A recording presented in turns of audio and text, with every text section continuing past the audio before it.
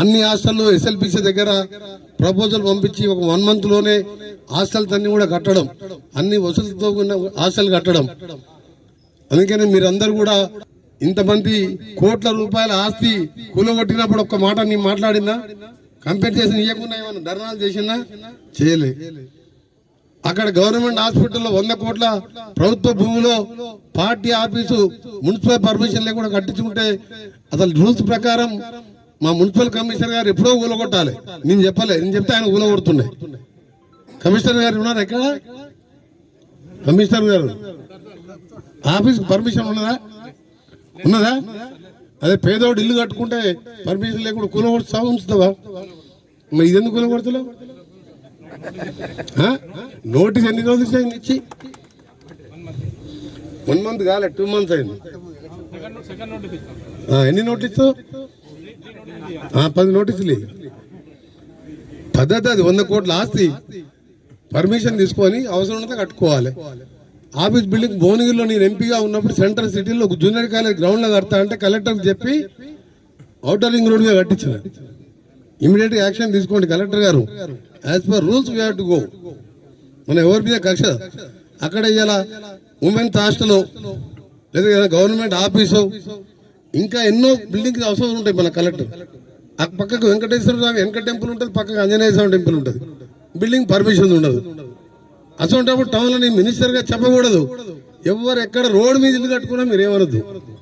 అంతేనా? నువ్వు డీటు నువ్వు చేయి.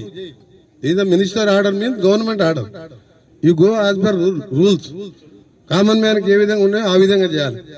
ఇదంతా ఎందుకు చెప్తున్నంటే ప్రభుత్వ ఆస్తిని కాపాడుకోవడం, ప్రజల ఆస్తులను కబ్జాలు చేస్తే రౌడీజం చేస్తే రౌడీజం బంద్, అభివృద్ధి లక్ష్యంగా పనిచేస్తా, పేదవాడుస్తే నా సొంతంగా నా దగ్గరగా నా పిల్లల్లాగా వాళ్ళని చదివించుకుంటూ పేదవాళ్ళకి అండగా ఉండడం, నల్గొండ టౌన్ ని మోడల్ గా చేయడం నా లక్ష్యం. కాబట్టి కొత్త కలెక్టర్ గారు వచ్చింది కాబట్టి కలెక్టర్ గారికి కూడా నా ఐడియాస్ ఏందో తెలియాలి కాబట్టి పత్రికా ముఖ్యంగా చెప్తున్నా. కలెక్టర్ గారు మీరు వేరే తిరిగా అనుకోవద్దు.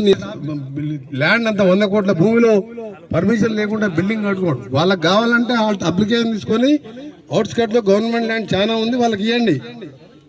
This a government as a minister and means I'm representing government of Telangana.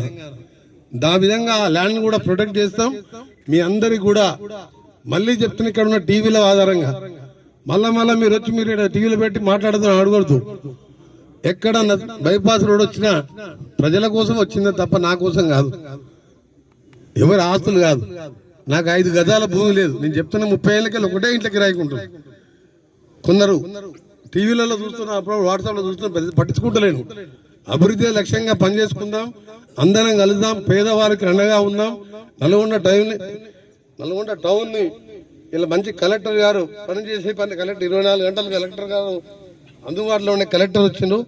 తప్పకుండా డెవలప్ చేసుకుందాం. ఈ సబ్ స్టేషన్స్ అన్ని కూడా చేసి ఒక 6 నెలల్లో 1 నిమిషం కూడా కలెక్టర్ పోకుండా ఎస్సీ గారు 2-3 లైన్లకి వెళ్ళి మన ఫీడర్స్కి వెళ్ళి మీరు కనెక్షన్ ఇవ్వండి.